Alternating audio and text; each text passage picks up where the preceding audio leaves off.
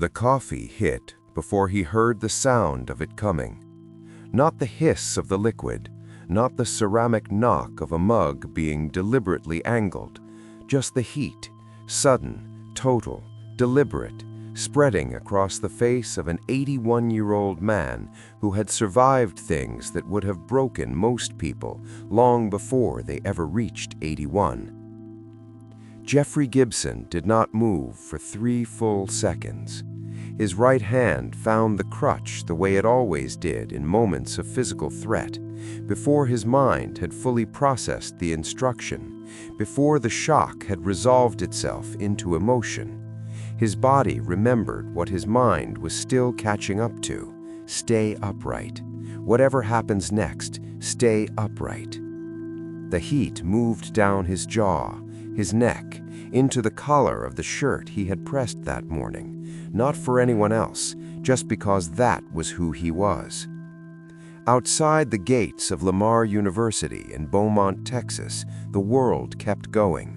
A car horn somewhere east on College Street, a cluster of students flowing past in their effortless Tuesday morning drift, earbuds in, backpacks bouncing, blissfully uninvolved.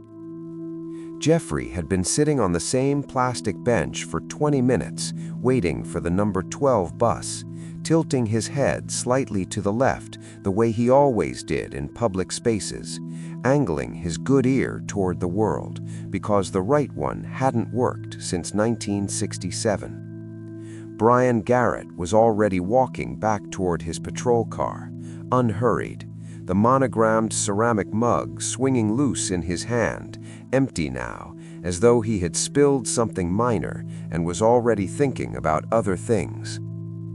"Get moving," he said, without looking back, "or I'll find a reason to run your name." He said it the way you say good morning, automatic, a habit so deep it had stopped needing thought. Jeffery Gibson sat there in the warm Texas air, the burn spreading across his skin, and watched the black and white ease back into traffic. He did not call after it. He did not reach for his phone, not yet. He sat the way men sit after something enormous has just happened inside a very small space, completely still, while everything they believed quietly rearranges itself. As we proceed with our story, Jeffery Gibson's story is not unique. Somewhere, right now, someone who looks just like him is going through the exact same thing. One share, one subscription, and one like could put this in front of the person who needs it most. If you've ever witnessed or experienced racial abuse and harassment, drop it in the comments. Let's make this story impossible to ignore. Let's proceed with our story. Jeffery Gibson was born in Houston in 1943, the middle of 3 boys. He came of age during a time when the country asked a great deal of men who looked like him and offered very little in return. He enlisted at 21, not from patriotism alone, but from the particular conviction of a young man who believed that service earned belonging, that if you bled for a country, the country would eventually have the decency to treat you like a citizen. He went to Vietnam with his brothers, David, 21, who laughed at everything, and Robinson, 19, who never laughed but smiled instead, quietly, like someone who found the world privately funny. They were the Gibson boys. Their mother pressed their clothes at the door the morning the bus came, the way you press something you're not certain you'll see again.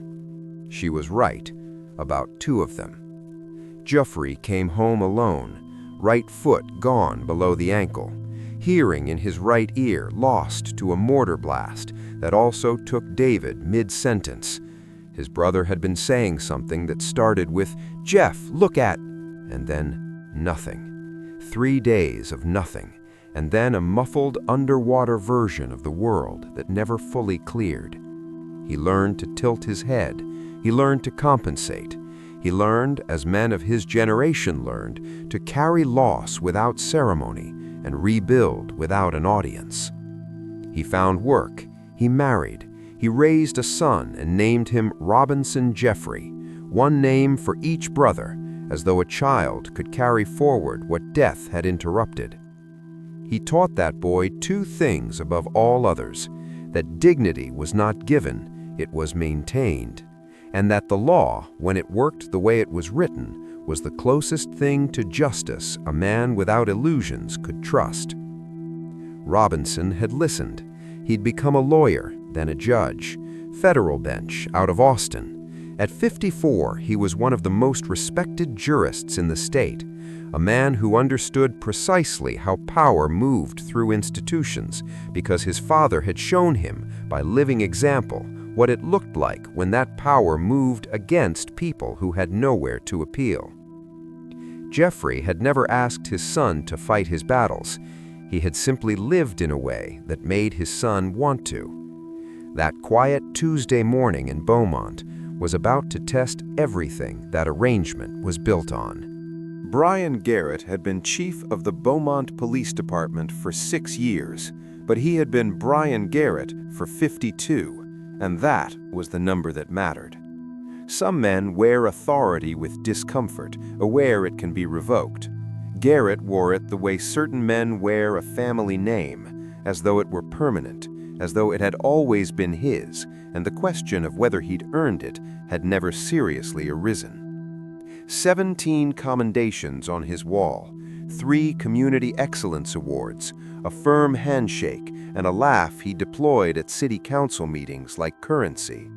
He drove with a personal monogrammed mug in the cup holder of his cruiser because he believed certain symbols of ownership were worth maintaining. He had also, in a different ledger that no one had been ordered to retrieve, 11 prior complaints, 9 years of them, 11 people who had sat across a desk from a junior officer with a form and said something happened to me, and had waited and eventually stopped waiting, because the most reliable feature of Brian Garret's world was its ability to outlast the people it had wronged. When he pulled up to the Lamar University gate that Tuesday morning, he was not responding to a call. He was on his way to a breakfast meeting.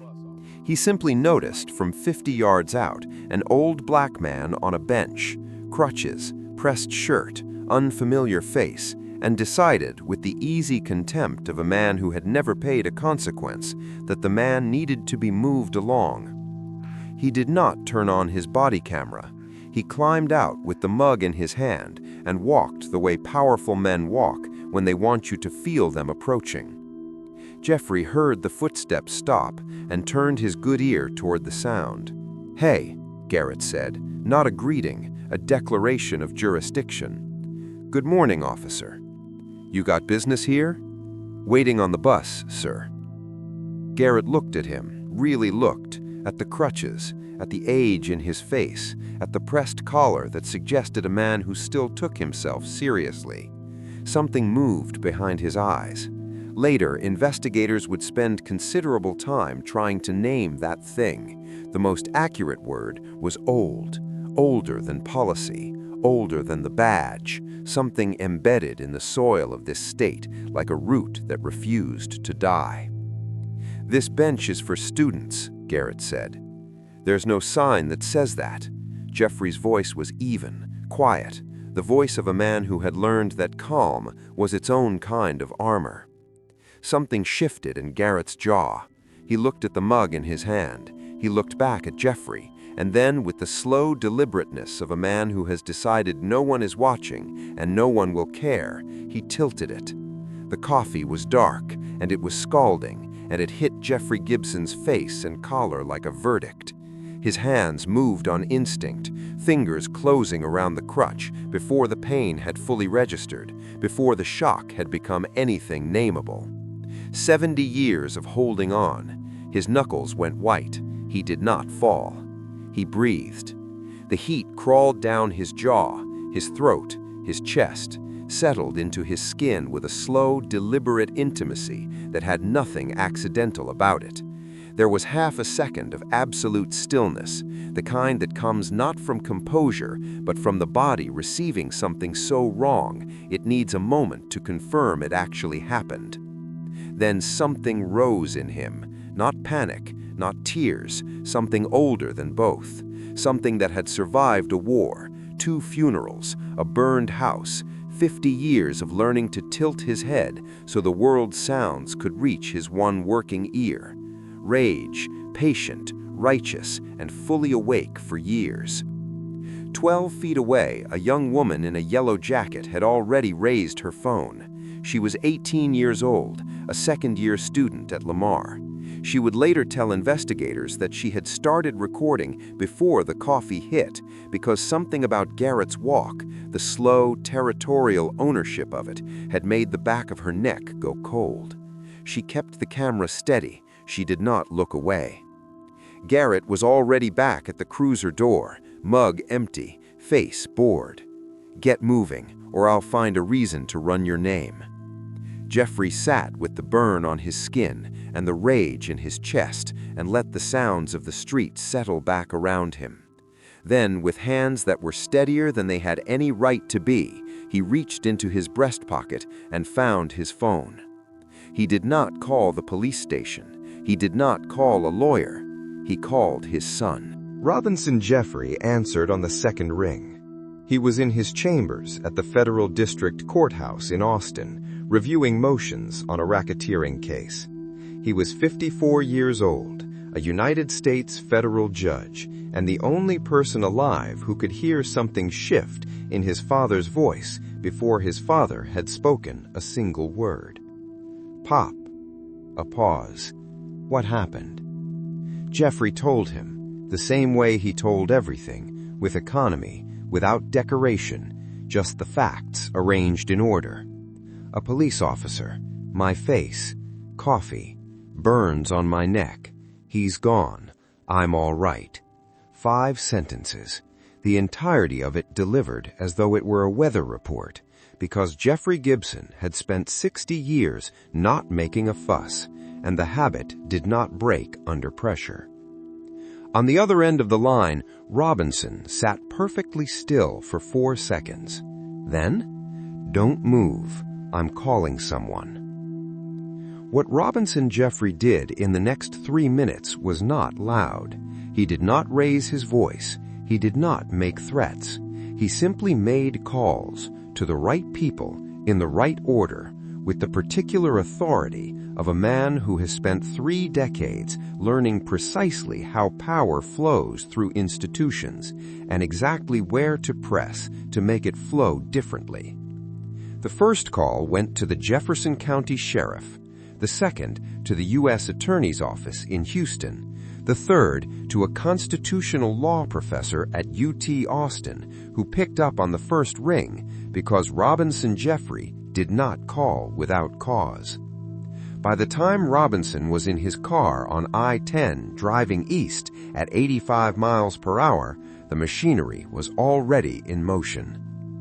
Meanwhile, the girl in the yellow jacket posted her video at 9:14 a.m.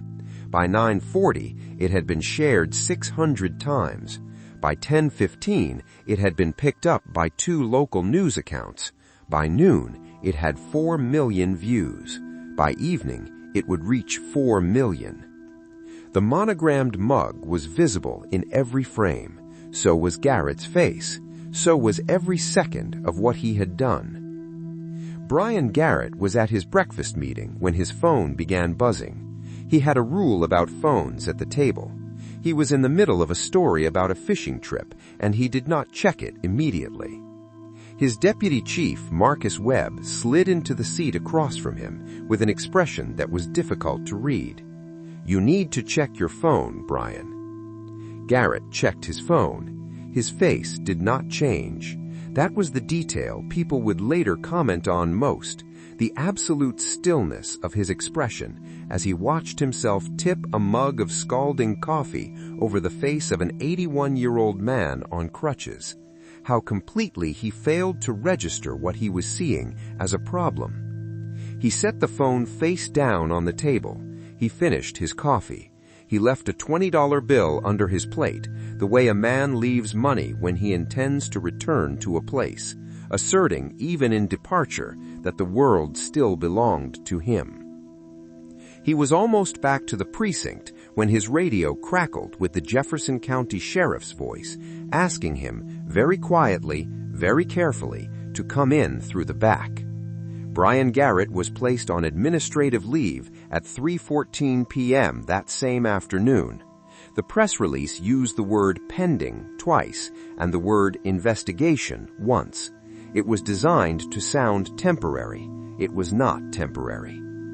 In the precinct, a 12-year veteran named Officer Carla Okafor went to her desk and opened the internal complaint management system and looked at a name she had last looked at 18 months ago, a name attached to a report she had filed and then watched in the months that followed go nowhere at all. This time, she picked up her phone. Robinson Jeffrey reached Beaumont in under 3 hours. He found his father at Beaumont Baptist Hospital in an exam room, sitting on the edge of a gurney with his back straight and his crutches already in hand, ready to leave, self-sufficient, requiring nothing, because that was who Jeffery Gibson was, even when his jaw was swollen and his collar was stained with second-degree burns. Robinson stood in the doorway for 1 full second, taking in the bruising, the careful way his father held his neck, the ruined shirt. Then he crossed the room. "I'm okay, son." "I know you are." Robinson sat beside him. "That's not why I'm here." The attending physician, Dr. Angela Moss, documented everything with the precise, deliberate thoroughness of someone who understood that medical records were also evidence. Second-degree burns to the jaw and collarbone, soft tissue trauma, documented, photographed, time-stamped. While his father was being treated, Robinson made more calls. The U.S. Attorney confirmed they were opening a formal civil rights investigation under 18 U.S.C. Section 242, deprivation of rights under color of law. The FBI's Civil Rights Division had already dispatched agents from the Houston field office, and Marcus Webb, Garrett's own deputy chief, had requested an immediate meeting with the Jefferson County Sheriff. Then Robinson's phone lit up with a message from the U.S. Attorney's office that made him set the phone face down and stare at the ceiling for 4 seconds. The complaint file they had pulled on Brian Garret was 41 pages long, 11 prior complaints, 9 years, racial harassment, unlawful stops, excessive force, all filed, all reviewed, all quietly buried. And there was one more detail, buried on page 37. Garret had run a departmental database query on Robinson Jeffrey's name 4 years ago.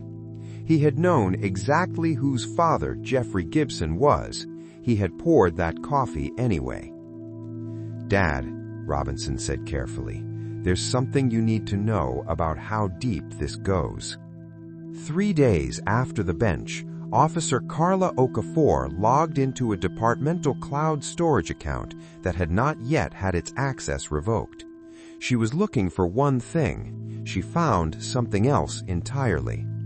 A folder labeled with a date code that matched no active case file, containing 41 videos, 7 years of them. Some recorded on a personal phone, some pulled from body cameras belonging to officers Garret had supervised. In several clips, a voice that voice analysis would later confirm as Garret's could be heard instructing junior officers on what to do and how to explain it afterward. The videos were not all the same, but they were identical in the one way that mattered. They were deliberate, patient, methodical, the work of a man who had never once believed anyone was watching, who had gone home after each of these moments and slept soundly, and woken up the next morning and put on his uniform and accepted commendations from a city that had no idea. Okafor called the FBI at 12:47 a.m. The agent who answered had been waiting for exactly this kind of call. 7 years of absolute certainty that no one was watching. One Tuesday morning, in front of a girl in a yellow jacket with a phone and the instinct to use it, that certainty ended. When Robinson was briefed the following morning, he sat in his car in the hospital parking lot and understood, with the particular clarity of a man who had spent 30 years in courtrooms watching human beings justify the unjustifiable, that this was no longer a case about a cup of coffee. This was a 7-year archive, 41 pieces of evidence, and at the center of all of it, 11 people who had told the truth and been told over and over that their truth did not matter. He walked back into his father's room. "Pop, I need to tell you something. This is going to get very big. There will be hearings, cameras, people who will try to make you feel small in front of rooms full of strangers." He stopped. "Can you do that?" Jeffery Gibson looked at his son for a long moment. Then, for the first time since the coffee had hit his face, he smiled, slow, private, the smile of a man who has already answered harder questions than this one. "Robinson," he said carefully, "there are something you need to know about how deep this goes."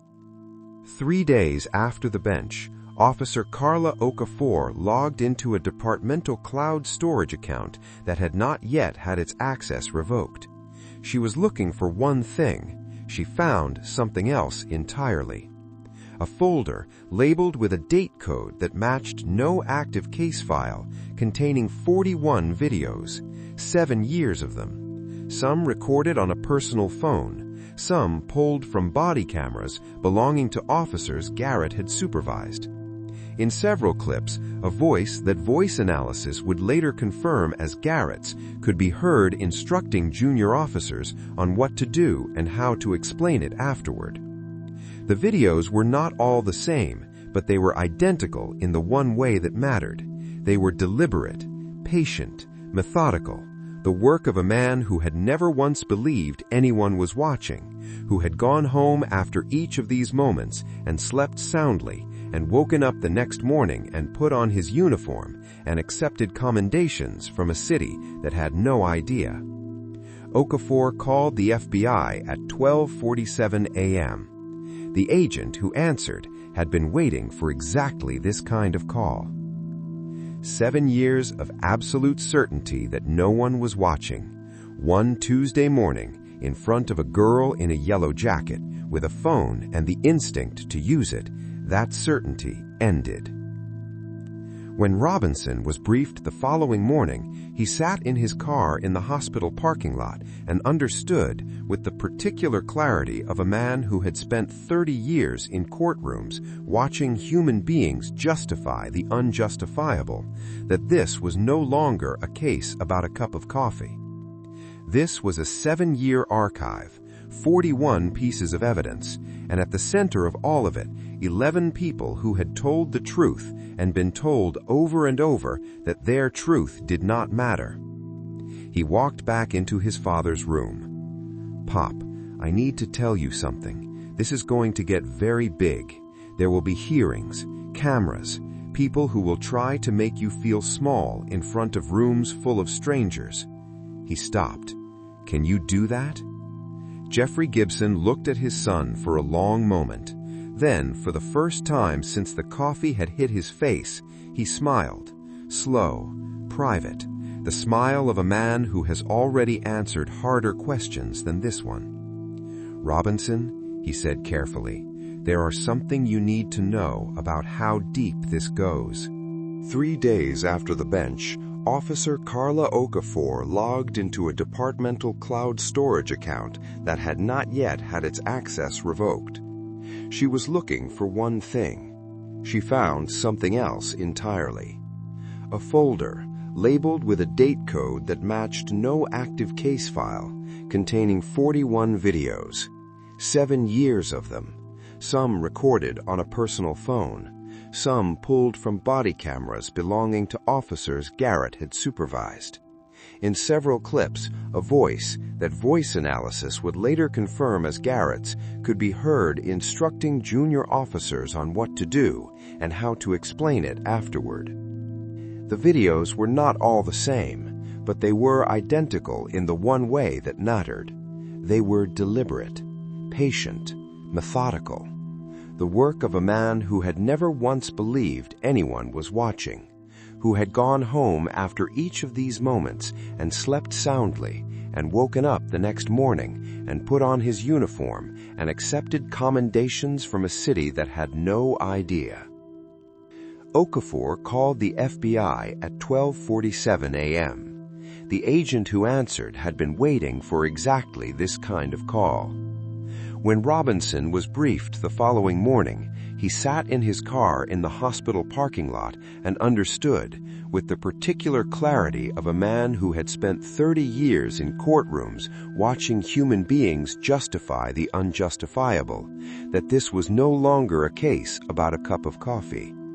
This was a 7-year archive, 41 pieces of evidence, and at the center of all of it, 11 people who had told the truth and been told over and over that their truth did not matter. He walked back into his father's room. "Pop, I need to tell you something. This is going to get very big. There will be hearings, cameras, people who will try to make you feel small in front of rooms full of strangers." He stopped. "Can you do that?" Jeffery Gibson looked at his son for a long moment. Then, for the first time since the coffee had hit his face, he smiled. Slow, private, the smile of a man who has already answered harder questions than this one. "Robinson," he said, "I buried your uncles at 24. I came home to ash and built something anyway. I've been standing in front of rooms full of people who wanted to make me feel small my entire life." He picked up his crutches. "I know how to stand." The federal grand jury convened 5 weeks after the bench. Brian Garret sat in a conference room at his attorney's office and watched 17 years of careful construction come apart with the grinding, patient indifference of an institution that does not hurry once it has decided to move.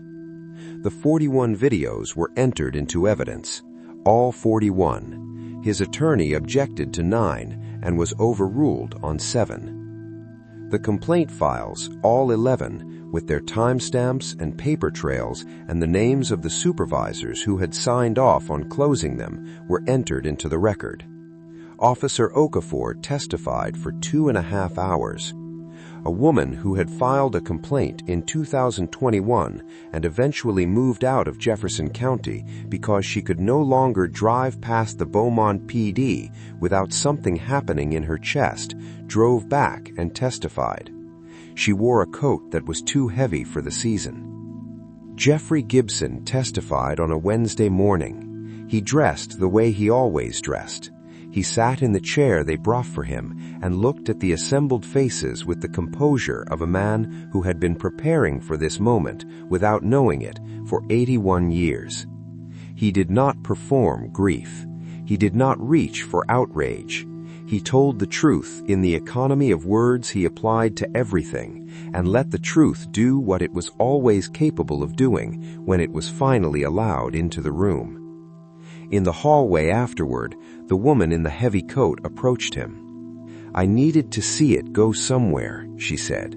Her voice was shaking. "Just once, I needed to see it actually go somewhere." "It's going somewhere," Jeffery told her. "I promise you." He meant it as comfort. It turned out to be simply accurate. Brian Garret was indicted on 6 federal counts. 12 state charges followed. His attorney issued a statement. His 17 commendations remained on the wall of a precinct that was itself now under review by the Texas Commission on Law Enforcement. The monogrammed mug was in an evidence locker in Houston. The verdict came through on a Tuesday morning. Robinson always found the symmetry of that remarkable. His father was on the number 12 bus when the alert hit his phone. He called Jeffery immediately. The bus was loud in the background, the particular noise of a Tuesday morning in Beaumont. Horns, footsteps, the indifferent and beautiful machinery of a city going about its work. "Guilty," Robinson said. "All 6 federal counts. He's not walking away from this, Pop." A pause. "Okay," Jeffery said. Just that. The same word he had used at gravesides, at the end of hard calls, at every moment in a long life when the only honest response to something enormous was the smallest, steadiest word available. It meant, "I hear you." It meant, "I am still here." It meant everything a man who had learned to compress a life into 5 sentences had learned to fit into 2 syllables. The girl in the yellow jacket, her name was Amara, was recognized at a Beaumont City Council meeting 2 months after the verdict. She stood at the podium and said she had started recording because something felt wrong before anything happened, and that she had learned paying attention was not a passive act, it was a choice, a continuous one. She went back to her classes, she passed her semester. The 11 complaint filers were contacted by the U.S. Attorney's Office. 8 joined the civil action that Robinson's legal team filed against Brian Garret, the city of Beaumont, and the Beaumont Police Department. 3 requested privacy and received it. All of them were told by a junior attorney who had spent 3 nights rehearsing how to say it, "What you reported was true, it was documented, and it mattered." Some cried, some did not. All of them sat with something they had not been able to sit with for years, the specific, necessary piece of having been believed. Officer Carla Okafor received a commendation from the FBI. She framed it and put it next to the single thing already on her office wall, a photograph of her grandmother who had marched in Houston in 1965. On a Saturday morning in early autumn, Jeffery Gibson went back to the bench outside Lamar University. Same crutches, same pressed shirt, same slight tilt of the head to the left, the good ear turned toward the world. Students flowed past in their clusters, car horns, laughter, the beautiful indifference of young people going somewhere. He watched them with the same patience he had always carried. He had spent 81 years believing that vulnerability earned protection, that enough sacrifice accumulated into something the world was obligated to respect. He knew better now. The world did not work that way. It never had. But he had also learned something he had not previously known how to name, that in the places where protection failed, where the system looked away and the badge became a weapon instead of a shield, there were still people, young women with phones and the instinct to use them, officers who stayed up past midnight because their conscience would not let them log off, women in heavy coats who drove back from other cities just to sit in a courthouse hallway and watch something finally go somewhere, sons who answered on the second ring. Dignity was not given. He had always known that. He had taught it to his son, and his son had carried it forward into a courtroom in Austin and used it to dismantle 17 years of a man who had never once believed he'd be held accountable. Dignity was not given, but it could be defended by the people who showed up, by the ones who refused to look away. The bus came. He let it pass. He sat in the warm Texas air and listened to the world arriving at half volume through his one good ear, the way it always had, and found it was still, despite everything, enough.